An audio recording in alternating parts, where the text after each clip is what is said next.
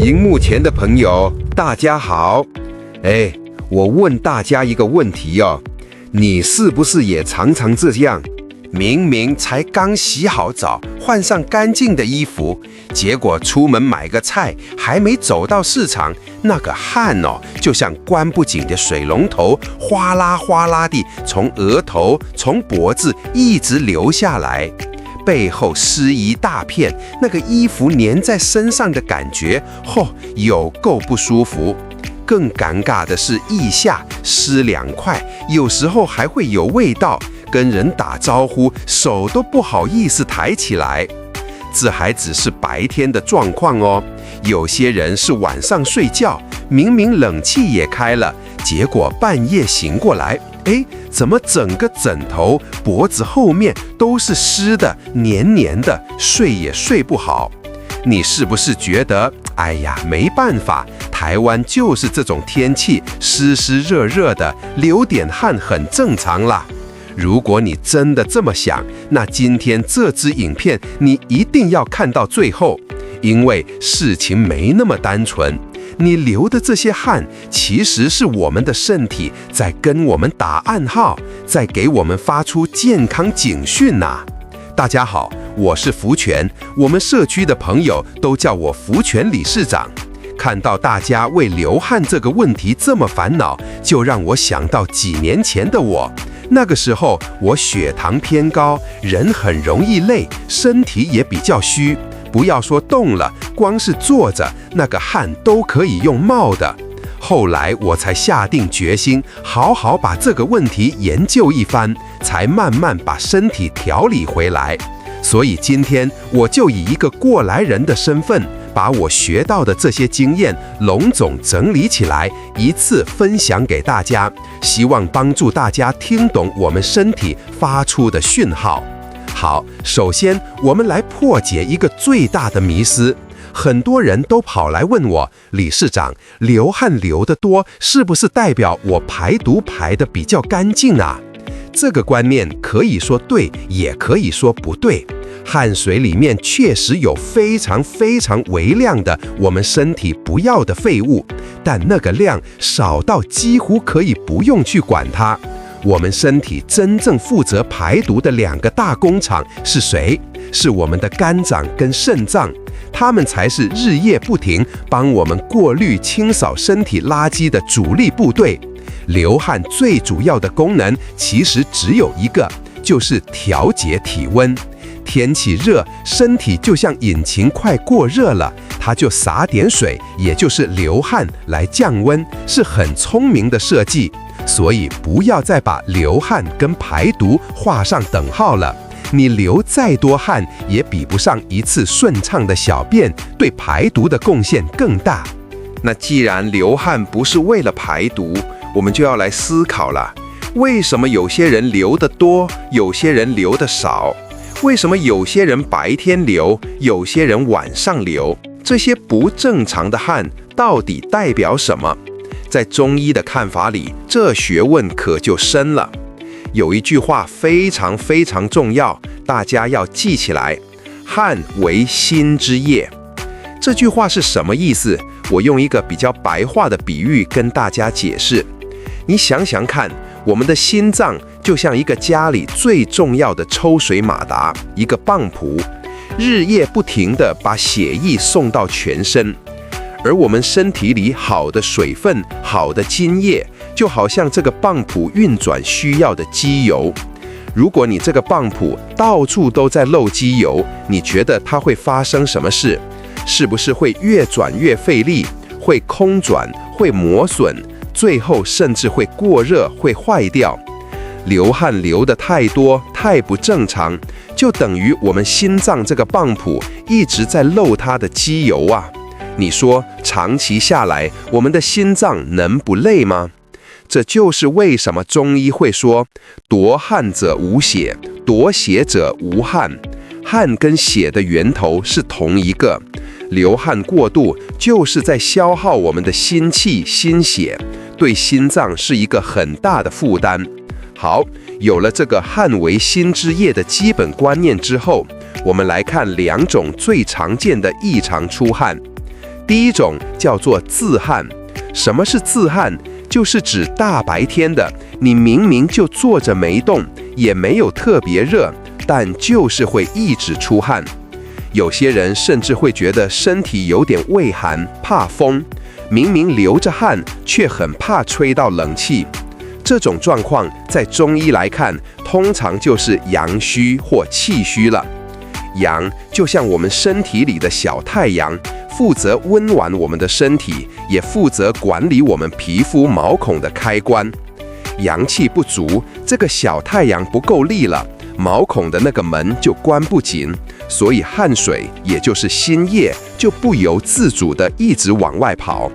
这种人通常体力会比较差，讲话有气无力，稍微动一下就喘，脸色也比较苍白。第二种刚好相反，叫做盗汗。盗是小偷的那个盗，盗汗就是像小偷一样，专门趁你晚上睡着的时候才出来活动。白天好好的，什么事都没有，可是一到晚上，人一睡着，汗就开始流，常常流到整个脖子、背部、枕头都湿掉。但是很奇怪，眼睛一睁开，人一醒过来，汗就停了。这种状况10之8九是代表你阴虚了。阴跟阳是相对的。如果说阳是提供温暖的太阳，那阴就像我们身体里的水分、血液，负责滋润、冷却我们的身体。当这个阴不够了，身体里的水分不够了，就好像一锅水快烧干了，那个火气就会相对的变旺。这个中医叫做虚火。这个虚火在晚上趁你睡着、身体放松的时候，就会把身体里仅存的那些宝贵津液从毛孔逼出来，这就是盗汗。所以你看，一个阳虚，一个阴虚，代表的身体状况完全不同。尤其是盗汗，因为它消耗的是我们身体里更宝贵的阴液，长期下来对心脏的耗损更严重，等于是在加速心脏的老化。很多心脏不太好的长辈都有夜间盗汗的问题，这绝对要特别注意。那如果发现自己有盗汗的问题，怎么办呢？古时候有一个很有名的方子，叫做生麦饮，就是用人参、麦冬、五味子这3味药材来煮，它可以补气，又可以养阴，对于改善盗汗、强心气很有帮助。不过福全还是要提醒大家，每个人的体质不一样，在使用任何方子之前，最好还是先请教一下专业的中医师，帮你判断一下哦。好，讲完了全身性的自汗跟盗汗，但是不是有很多朋友遇到的状况更特别？他们是手心、脚心还有腋下这几个地方特别会出汗。常常看到有些人明明身体是干的，可是那个手永远是湿湿的，跟人握手都不好意思。写字的时候要把一张卫生纸垫在手腕下面，不然整张纸都会被弄湿。脚也是，整天穿袜子都觉得脚底湿黏，很容易有脚气、香港脚的问题。这个又是为什么？中医认为，手心跟脚心这2个地方归我们的脾胃来管。如果你手脚心特别容易出汗，通常代表你的脾胃积热，意思就是你的消化系统里面累积了太多不必要的热，这个热会逼迫身体的水分往手脚末梢的地方跑。古书上说，热聚于胃，津液之邦达也，就是这个道理。那腋下呢？腋下这个地方刚好是我们心经经过的路线，所以如果腋下特别会流汗，甚至味道比较重，通常就代表心火旺盛。好，问题来了，不管是脾胃积热还是心火旺，这些火跟热是从哪里来的？其实元凶就藏在我们的日常饮食里面。我帮大家整理出3大元凶食物，你听听看自己中了几项。第1大元凶，冰品冷饮。台湾天气热，很多人都习惯喝冰水、吃冰块。但是你想想，一个滚烫的锅子，你突然给它浇下一大盆冷水，会发生什么事？是不是会滋一声冒出很多蒸汽？我们的脾胃也是一样，它需要一定的温度来消化食物。你一直灌冰水下去，它为了要维持工作温度，就必须消耗更多的能量去加热。这个过程就会产生很多不必要的湿热，累积在身体里。第二大元凶，油炸油腻的食物。炸鸡、薯条、控肉、油葱果，这些东西香不香？很香。但是这些高油脂的食物，在中医看来都属于后味，非常难消化。脾胃为了消化它们，会加班加点，运作得很辛苦，久而久之也会产生内热。第三大元凶，重咸重辣的刺激性食物。麻辣锅、重口味的酱料、腌制的酱菜，这些东西吃下肚，会直接在我们身体里点火，让我们血流加速、心跳加快，这就是一种火气旺盛的表现。所以你看，冰的、油的、辣的，这三样东西是不是很多人的最爱？它们就是造成你脾胃积热、心火旺盛，导致手脚和腋下不停冒汗的罪魁祸首。想要改善这个问题，忌口绝对是第一步。讲到这里，我也想问问荧幕前的大家，您或您身边的亲朋好友，是不是也常常有手脚冒汗的困扰？您觉得是吃了太多冰凉的，还是油炸的东西造成的呢？欢迎在下面的留言区分享一下您的观察吧。好，手脚出汗虽然恼人，但还不算最严重的。接下来我要讲的这一种流汗，你如果发生过，就绝对不能开玩笑了。你有没有过这样的经验？身体很奇怪，就好像被一条中线划开一样，譬如右半边从头到脚都在流汗，但是另外左半边的身体却是干干的，一滴汗都没有，或者反过来，左边湿，右边干。如果你曾经有过这种半边汗的状况，请你务必立刻重视起来，因为这不是什么特异功能，也不是什么奇怪的体质，这很可能是自律神经失调一个非常典型的症状。什么是自律神经？它就像我们身体的一个全自动总指挥官，管理着我们的心跳、血压、呼吸、消化，还有就是排汗。它下面有2个部门，一个叫交感神经，负责让我们兴奋、战斗；一个叫副交感神经，负责让我们放松、休息。正常情况下，这2个部门会互相协调，合作无间。天气热了，它们就一起命令汗腺打开散热；天气冷了，就命令汗腺关闭保温。但是，当自律神经失调的时候，这个总指挥官就乱了套了。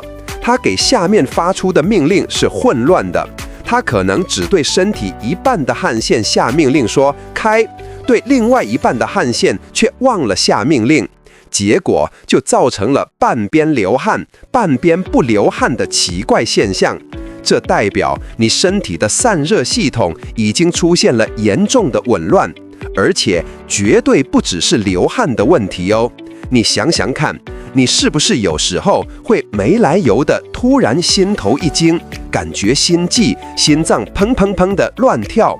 或者晚上躺在床上，脑子很清楚，就是翻来覆去睡不着；又或者白天常常觉得头昏脑胀，看东西好像隔了一层雾，人很疲倦。这些症状，心悸、失眠、头晕、疲倦，常常都跟自律神经失调绑在一起。因为那个总指挥官乱掉了，他不只对汗腺乱下命令，他对心脏、对大脑、对全身的器官都可能发出错误的指令，整个身体的系统都失去了平衡。所以，如果你发现自己有半边汗的问题，千万不要拖，这是在提醒你，你的神经系统可能已经失衡了，一定要去找专业的医师好好检查一下，从根本去调理。哇，讲了这么多令人担心的状况，大家是不是有点紧张了？别怕，别怕，福全理事长今天来就是要给大家带来希望的。接下来我就要跟大家分享一个我们老祖宗留下来的对付手脚心出汗非常有效的古早味法宝。这个方法很简单，材料在中药房就能买到，而且非常天然。这个法宝我们叫它天然止汗粉。需要3样东西，大家可以把它记下来：龙骨、牡蛎，还有糯米。对，你没听错，就是煮汤圆、包粽子的那个糯米。你到中药房跟老板说，这3样各帮我拿1两，大约37.5克，然后请他帮你磨成很细很细的粉末，越细越好，像小宝宝用的痱子粉那样细。拿回家之后，装在一个干净的罐子里。要怎么用呢？很简单，你每天要出门前，或者觉得手脚又开始湿的时候，就用一个粉扑，沾一点这个粉末，轻轻地拍在你的手心、脚心，甚至容易出汗的腋下，你会感觉到一种很干爽，带一点点凉意的感觉，好像给皮肤穿上了一层薄薄的会呼吸的衣服。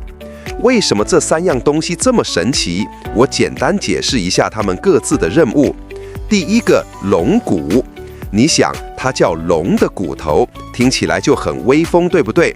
它其实是一种古代哺乳动物的骨骼化石，它的作用就像我们家里那个水龙头的开关，非常收敛。用它可以把我们皮肤上那个汗水跑出来的阀门转紧一点，不让汗水一直往外流。第二个，牡蛎，就是我们吃的壳仔那个外壳，它长在海里，性质比较沉静，可以帮助我们软坚散结，安抚我们身体里过旺的火气。身体里的火气太大，人会烦躁不安。牡蛎就像能给你的心神轻轻的扇风，让它平静下来。第三个，最生活化的糯米。糯米在这里的作用主要是补脾健胃跟固表，它能强化我们的脾胃。脾胃是我们身体的根，根固好了，身体自然就有力气把水分抓住，不会乱跑。固表就是巩固我们皮肤的防线，让它更紧实。你看，龙骨负责关水龙头，牡蛎负责灭火，糯米负责固根本。3样东西配在一起，从外面收敛，从里面调理，对于脾胃积热造成的手脚出汗，效果真的很好。那如果腋下出汗味道比较重的朋友，除了外用这个止汗粉，我再推荐一款可以喝的茶饮，叫做止汗润肺茶。用党参、麦冬、五味子，还有一个叫浮小麦的药材一起煮水来喝。它不但能止汗，还能补气润肺，对于改善心火旺造成的腋下异味也很有帮助。好啦，今天我们从白天流汗、晚上流汗，讲到手脚流汗，最后还讲了最严重的半边汗。帮大家快速总结一下今天的重点。首先白天不动也流汗的自汗，代表你可能气虚了；晚上睡早才流汗的盗汗，代表你可能阴虚了。这2种汗流多了，都会消耗我们的心气，要特别注意。手脚心、腋下局部出汗，多半跟脾胃积热、心火旺有关。记得要少吃冰的、炸的、辣的。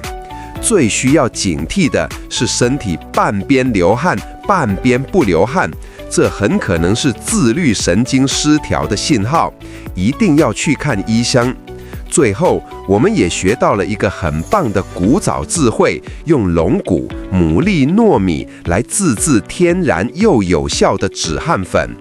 讲了这么多多汗的问题，反过来想，如果一个人在大热天底下，大家都在流汗，他却一点汗都流不出来，这样好不好？当然也不好，这代表他身体调节温度的系统可能也出问题了。通常这种人都是冷气吹太多，冰品吃太多，导致那个寒邪入侵，把毛孔都给冰封住了，汗排不出来，身体的肺热也散不掉，久而久之，反而更容易肩颈僵硬、头痛、精神不济。所以你看，流汗这件事，太多太少都不好。学会观察自己流汗的模式、时间、部位，就是学会了倾听我们身体的话。这是最简单也最宝贵的自我健康检查。觉得福全今天分享的这些知识，有时候因为某些原因，可能很快就找不到了。我建议您可以先按赞收藏或者下载起来，方便您随时回头复习。如果觉得福全今天分享的内容对您和您关心的人有帮助，请一定要订阅我们的频道，并打开小铃铛，才不会错过下一次的分享。也欢迎您在下面留言，说说您是属于哪一种流汗的类型，让我们一起交流，一起变健康。那我们就下次见喽。